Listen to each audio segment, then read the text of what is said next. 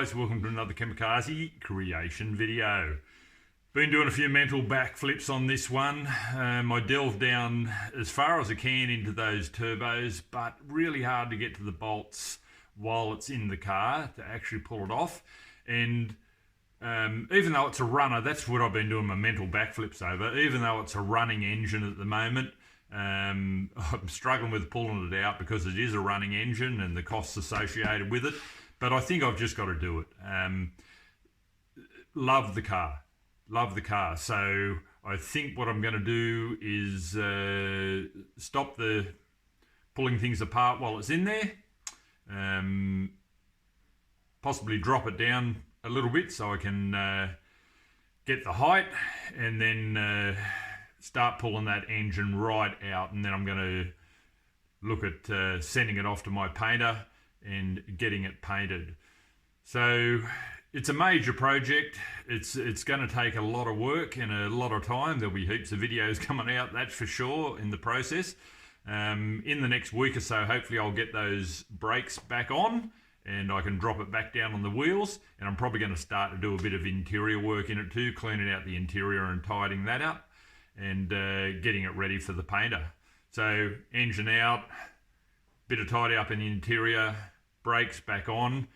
I'll have a look at those strut towers in there. I really would like to replace the suspension and struts in it, struts and springs.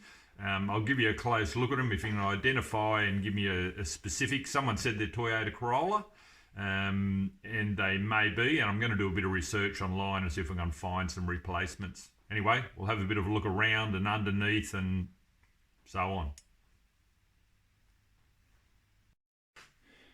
So I've been fiddling around with these turbos, and it's a nightmare to get in there, especially while it's in the car.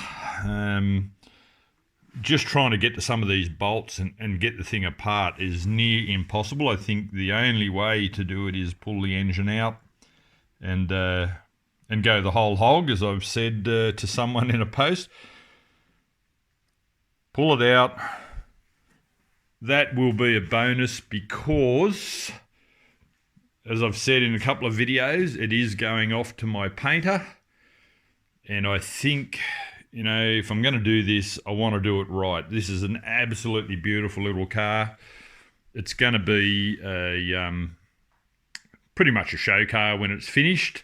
That's what I do. I go to a few car shows and show things off. And I'm really a new school, old school type of bloke.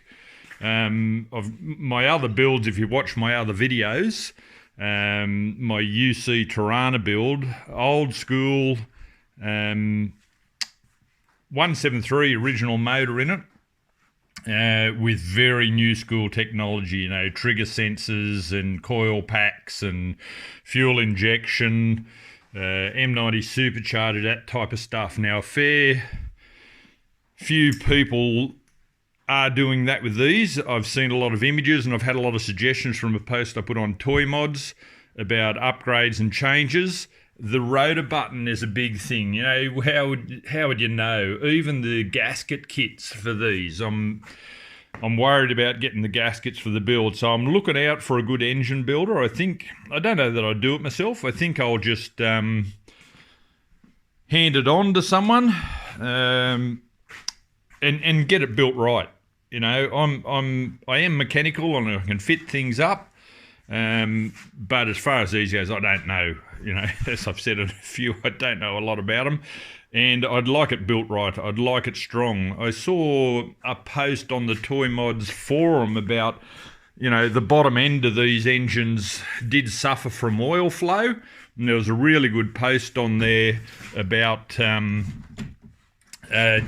modifying the oil galleries, which is really interesting. So that's the type of thing that I really appreciate people sharing and showing, because it's going to help me build it. I'd really like to stay with the 1G. I'm a bit sentimental. I don't know whether I will, you know. I'm open to changing my mind, but I'd really like to stay with the 1G. So as you can see, this body needs lots of stuff doing to it. I'm also going to buy a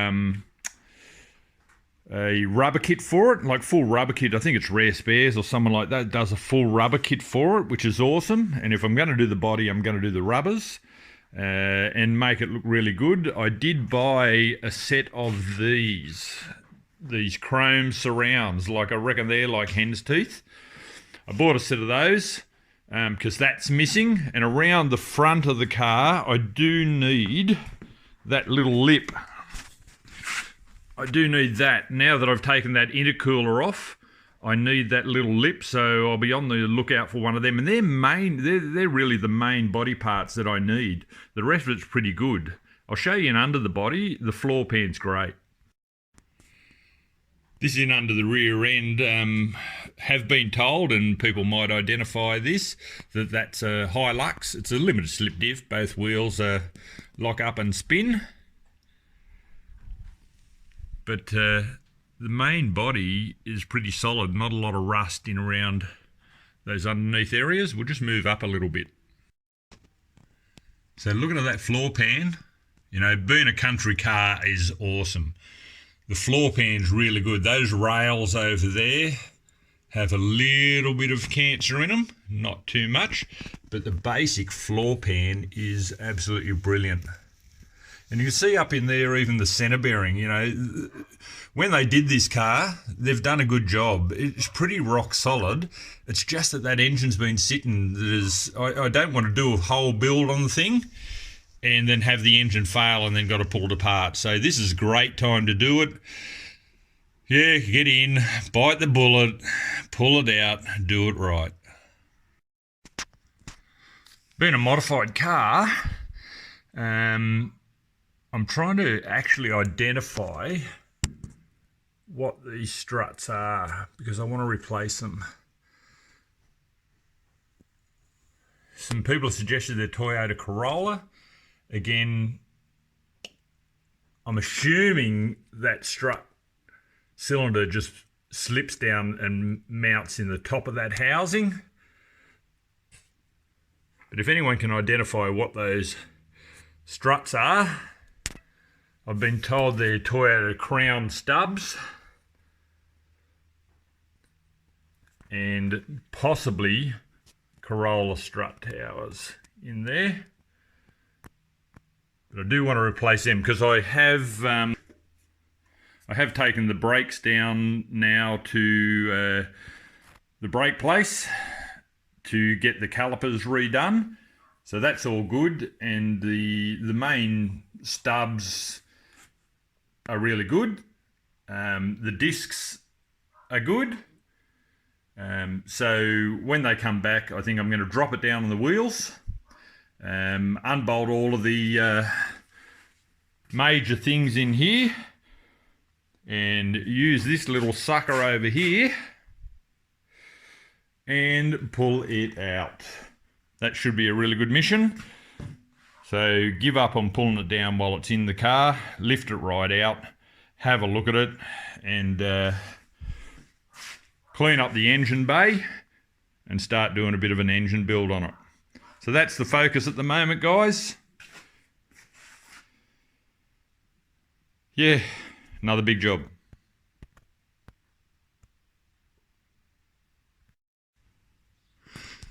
So I think the plan of attack is going to be drop that drive shaft out, drop the gearbox mount, get into those engine mounts, release a bit of the piping, cabling, etc., and lift that engine out.